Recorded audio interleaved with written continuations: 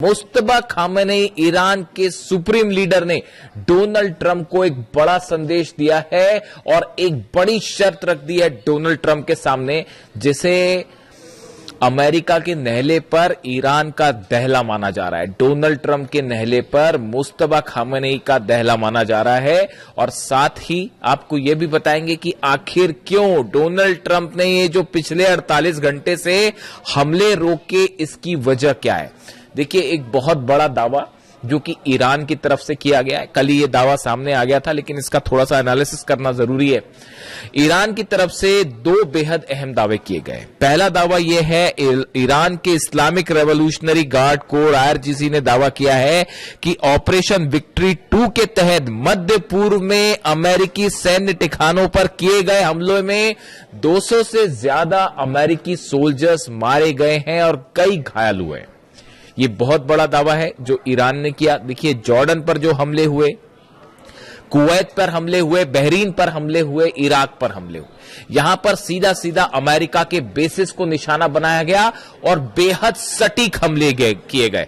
फतह 2 से हमले किए गए, फतह 110, जुल्फिकार मिसाइल से हमले किए गए, सेजिल मिसाइल से हमले किए गए और ये तीनों मिसाइल्स का कोई जवाब ना तो पेट्रियट के पास था, ना थाट के पास था। अमेरिका के डिफेंस सिस्टम की धज्जियां उड़ गई, चीथड़े उड़ गए।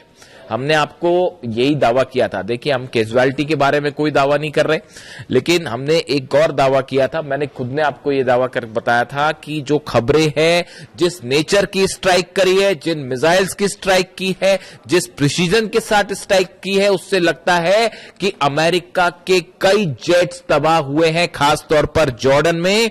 और अब ईरान की तरफ से भी यही दावा किया जा रहा है। ईरान कह रहा है कि साहब, जो हमले किए उसमें 11 तो फाइटर जेट अमेरिका के तबाह हो गए। जॉर्डन में जो फाइटर जेट के बेस पर हमला हुआ था, वो मिसाइल ठीक उस हैंगर के ऊपर गिरी थी जहां पर फाइटर जेट्स खड़े थे अमेरिका के, वो तबाह हुए हैं। कुवैत में बड़ी जो है वो तबाही हुई है। कुवैत में भी जो फाइटर जेट के हैंगर थे वो तबाह किए गए। अब ईरान दावा कर रहा है कि हमने 11 अमेरिका के फाइटर जेट्स तबाह कर दिए हैं, जिसमें F-15 फाइटर जेट शामिल है, एक P-8 है, इसके अलावा C-17 ट्रांसपोर्ट विमान है, वो शामिल है और 8 से ज्यादा जो है रिफ्यूलिंग टैंकर शामिल है। मतलब ये आंकड़ों को अगर आप जोड़ लें तो ये अच्छे खासे नंबर हो जाएंगे।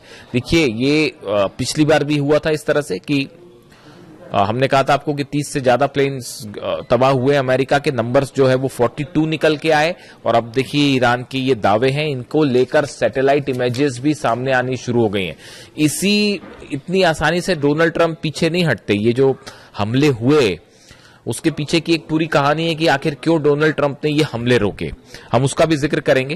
देखिए, एक बड़ा संदेश आया है मुस्तबा खामेनेई का, जो कि डोनाल्ड ट्रंप के नाम सीधा सीधा संदेश ये माना जा रहा है और उसमें ईरान ने ये कहा है कि अगर किसी भी तरह की बातचीत करनी है अमेरिका को, या किसी भी तरह से सीज फायर की बात करनी है, तो अब उसकी पहली शर्त यह है कि लेबनान में पूरी तरह से शांति होनी चाहिए, इजराइल के हमले रुकने चाहिए, इजराइल की सेना बाहर जाए। ये जो सीज फायर करते हैं और उसके आड़ में नेतन्याहू जो हमले कर रहे हैं लेबनान में, ये जब तक नहीं रुकेंगे तब तक कोई बात नहीं।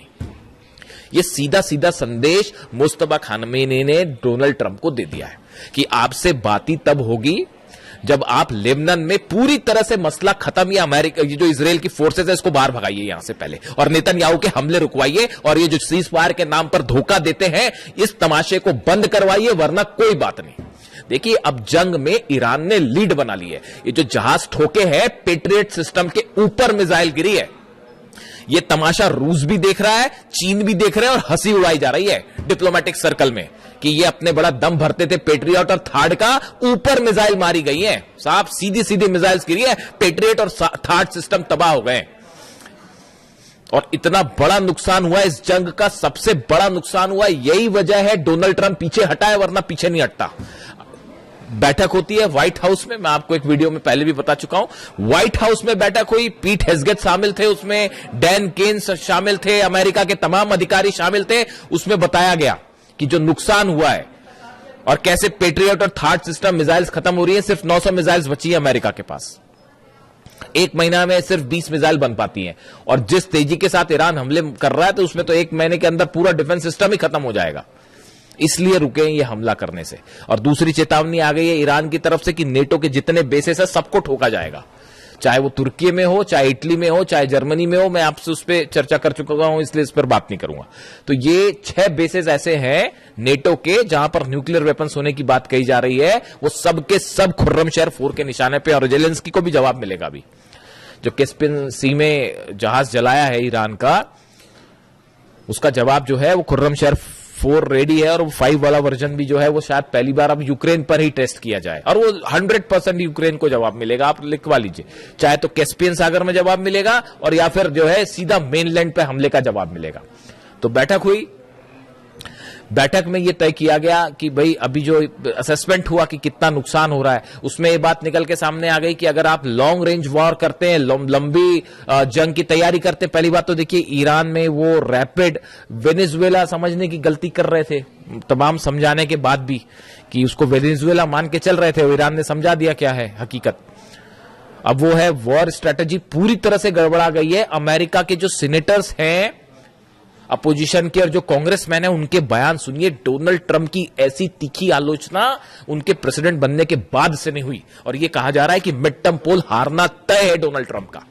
उनके जो सीनेटर्स हैं अपोजिशन, वो सवाल उठा रहे हैं कि ये क्या घटिया रणनीति लेके आप वॉर में गए। ना तो आप जीत पा रहे, ना आप बाहर निकल पा रहे, ना ईरान के अंदर जा पा रहे, ना हॉर्मुज कैप्चर कर पा रहे, ना लीडरशिप चेंज कर पा रहे, ना ईरान की सेना का मुकाबला कर पा रहे। तो कर क्या पा रहे, फिर जंग करने के लिए किस लिए गए थे? हकीकत यह है कि अब इस जंग में ईरान ने जबरदस्त लीड बना ली है। ये उसी दिन तय हो गया था जिस दिन अली खामेनी साहब पे हमला किया गया था। मेरे पे लोग सवाल उठाते थे जिस दिन अली खामेनी साहब का असैसिनेशन हुआ, उसी दिन जो मेरा पहला वीडियो था 28 तारीख को असैसिनेशन के बाद का, उस वीडियो में मैंने कहा था कि आप देखिएगा ईरान ये जंग कभी नहीं हारेगा। और आज 5 महीने बाद आप कहां खड़े हैं? हॉर्मुज के गेट पर जो है वो पहरेदारी करते खड़ी हुई है अमेरिका की सेना। सच है या नहीं बताइए? क्यों नहीं एंटर कर लेते हॉर्मुज में? अंदर एंटर करिए। अबू मेहदी ऐसी मार मारेगी ना कि एक भी जहाज नहीं बचेगा। वो जहाज पीछे खींचने पड़ गए। ये जो दूसरे दौर की हवाई फायरिंग करी, इसमें जो फाइटर जेट से हमले किए गए, वो हमले के पहले वो जो जहाज खड़े थे वो पहले आगे खड़े थे, उन सबको पीछे खींचना पड़ गया। वो 1000 किलोमीटर की रेंज के पीछे करना पड़ गया, वरना अबू मेहदी ऐसा मार मारते कि जहाज नहीं बचते। और हॉर्मुज में वो आप देखिए एक टैंकर फिर तबाह हो गया, कल पार करने की कोशिश कर रहा था उस रास्ते से जो कि ईरान ने मना कर रखा है। नीचे माइन लगी हुई है, फट गई माइन, जहाज हो गया तबाह, बाबल मंदेब अलग बंद हो गया है। तो ये कई बार क्या होता है, देखिए जरूरत से ज्यादा घमंड करना, अपने आप को चैंपियन समझना है ना, कि बस हम ही सब कुछ आज इसको तबाह कर देंगे, कल उसको तबाह कर देंगे, तो एक ना एक दिन शेर को सवा शेर जरूर मिलता है। और यहां तो बहुत भारी शेर मिल गया है, मतलब भागने का रास्ता। अब वहां पे प्लानिंग चल रही है, वॉशिंगटन डीसी में, व्हाइट हाउस में प्लानिंग चल रही है कि भाई ईरान की जंग से इज्जत बचाते हुए कैसे बाहर निकला जाए। अरे काय की इज्जत बचाओगे साहब? वो चाइना ने आपका एक एक चीज आपकी समझ ली है कि कैसे आपका तोड़ है। F-35 फाइटर जेट का तोड़ क्या है, F-18 का तोड़ क्या है, टॉम हॉक मिसाइल गिर गई और तो और छोड़ दिया। इससे बड़ी बात और क्या होगी? वो ईरान जो मलबा दिखा रहा है टॉम हॉक मिसाइल का, टॉम हॉक मिसाइल को मार के गिरा देने का मतलब आप समझते हो? वो सिर्फ मामला ईरान अमेरिका तक नहीं है। जब टॉम हॉक मिसाइल गिरती है तो चाइना उसकी पूरी पोस्टमार्टम कर डालता। अच्छा, इनकी ये मिसाइल इतनी स्पीड पे चल रही थी, इतनी ऊंचाई पे चल रही थी, इस सिस्टम से मार के गिराया। वो टॉम हॉक मिसाइल का तोड़ उसने निकाल लिया। F-35 जेट अगर गिर रहा है, F-35 जेट अगर तबाह हो रहा है, तो चाइना उसका पूरा एनालिसिस कर ले रहा है कि ये इतने ऊपर जाता है, इतने तेजी से मुड़ता है, इसमें इसको ऐसे टारगेट किया जा सकता है। वो पूरी काट निकाल दी अमेरिका के जितने वेपन्स हैं। आप देख लीजिए हालत क्या है। 18 शिप लेके आप पहरेदारी कर रहे हो, वहां पे खड़े हुए हो, अंदर जाने की आपकी हिम्मत नहीं है, खड़े हुए आप ईरान के दरवाजे पर। तो अब हालात ये है कि मुस्तफा खामेनी ने एक नया जो है वो संदेश दे दिया है डोनाल्ड ट्रंप को। उन्होंने कह दिया है पहले लेबनान में पूरी तरह से शांति करो, उसके बाद बात आगे बढ़ेगी, वरना हम बात ही नहीं करेंगे। और यूरेनियम तो भूल जाइए, वो सपना है, वो भूल जाओ, यूरेनियम नहीं मिलने वाला। पिकेक्स माउंटेन पर हमला करोगे, नेटो के बेसेस उड़ेंगे, यूक्रेन पर हमला होगा, और सऊदी में, यूएई में, कतर में, दोहा में, बहरीन में, कुवैत में एक भी ऑयल रिफाइनरी सलामत नहीं बचेगी, एक भी इंफ्रास्ट्रक्चर नहीं बचेगा। वो जो लंबे लंबे ब्रिज है बहरीन और सऊदी के बीच में, सब मिसाइल्स के निशाने पर है। और ये जो बोलते रहते हैं ना बीच में डोनाल्ड ट्रंप की बस अब इतने % मिसाइल बनी, दुनिया में कोई नहीं जानता ईरान के पास कितनी मिसाइल सिटीज है। जागरोस की पहाड़ियों के नीचे अली खामेनी साहब जानते थे पहले से कि आज नहीं तो कल जो है वो हमला करेगा अमेरिका, उसी की तैयारी कर रखी थी, 4-5 साल की जंग की तैयारी कर रखी है। और अब तो भयंकर लीड बना लिए साहब, भयंकर लीड बना लिया। आपको क्या लगता है इजराइल हमला अगर ईरान अगर हार रहा होता या दब रहा होता तो अब तक इजराइल तो कूद गया होता जंग में। उसको पता है कि अगर जंग में आप कूदोगे उसके बाद तेल अवीव पे और हाइफा में ऐसे हमले होंगे इस बार कि मतलब रुकेगा भी नहीं वो मामला। तो अभी वो प्लान चल रहा है एक और, फिर जा रहे नेतन्याहू जी जा रहे हैं मिलने के लिए डोनाल्ड ट्रंप से, और वहां जाके देखते हैं मुलाकात में क्या होता है। वहां पे एक नया फिर प्लान, नया षड्यंत्र शायद जारी हो कि अब ऐसे हमले करेंगे वैसे हमले करेंगे अभी। लेकिन एक नई थ्योरी चल रही है, इस पे अलग से बात करेंगे।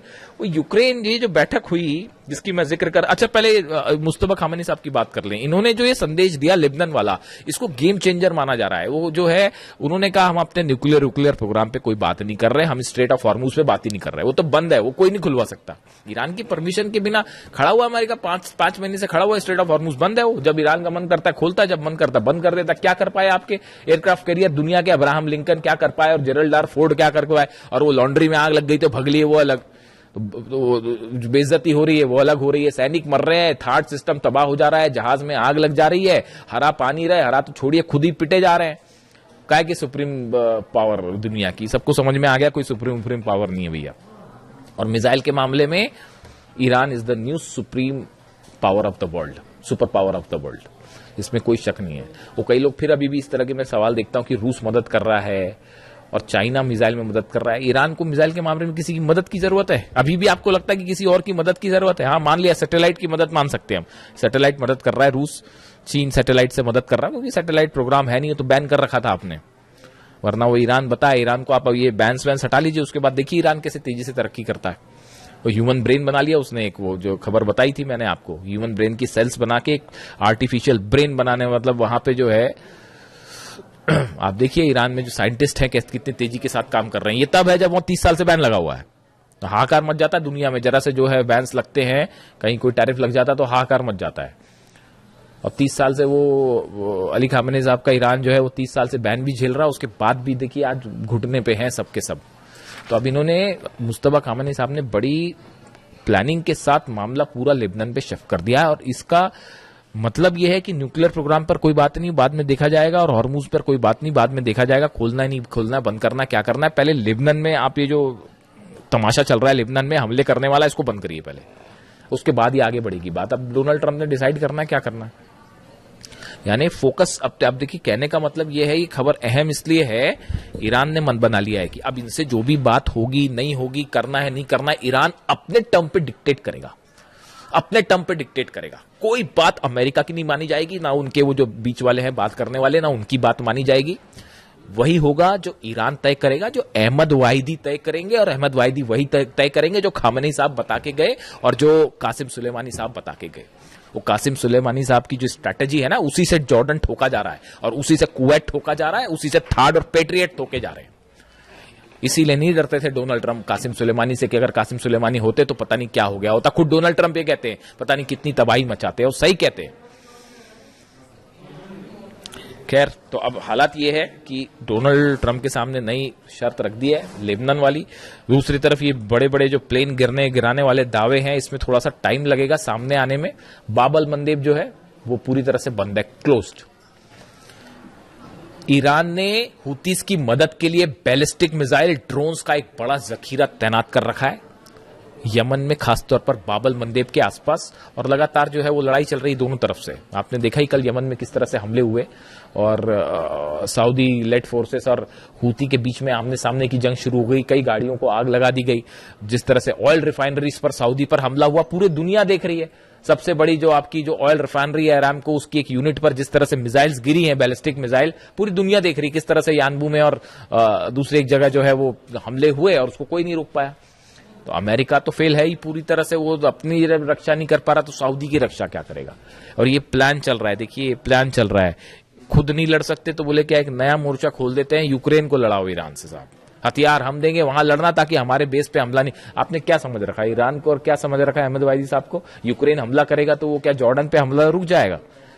अहमद वाहिदी साहब ने, जो मेरे पास जो जानकारी है, ईरान की सेना ने, IRGC ने अपना टारगेट तय कर रखा है, पूरे अरब से अमेरिका को बाहर निकालो, ट्रंप की सेना को बाहर निकालो, उसके बाद देखा जाएगा। इस टारगेट के साथ काम कर रहे हैं। और डोनाल्ड ट्रंप की कोशिश जो यूक्रेन वाला है उस पर अलग से बात करेंगे। वो यूक्रेन को भिड़ाने की कोशिश है ईरान से, सऊदी को भिड़ाने की कोशिश वहां पे जो है हूती को वहां मैनेज करने के लिए सऊदी को भिड़ा लो, यानी खुद पीछे रहो, हथियार देके दूसरे को लड़ा जाए, ये प्लान चल रहा है। लेकिन अभी हालात ये हैं, ईरान ने बड़ी लीड बना ली है। अब ये जो शर्तें रखी हैं मुस्तफा खामेनी साहब ने, इसका क्या होगा, बाबल मंदेब का क्या होगा, हॉर्मूज का क्या होगा, एक बड़ी जंग की तैयारी फिर शुरू है अमेरिका की तरफ से भी, इजराइल की तरफ से भी। इजराइल की एंट्री भी जल्दी हो सकती है, अगले 1 से 2 दिन में 30 तय हो जाएगी कि मामला जंग की तरफ, बड़ी जंग की तरफ। ईरान जान रहा है कि हमला होगा, आज नहीं तो कल फिर से हमला होगा, और किस रूप में होगा ये देखने वाली बात है। जो भी अपडेट होगा आप तक पहुंचाऊंगा। Thank you so much.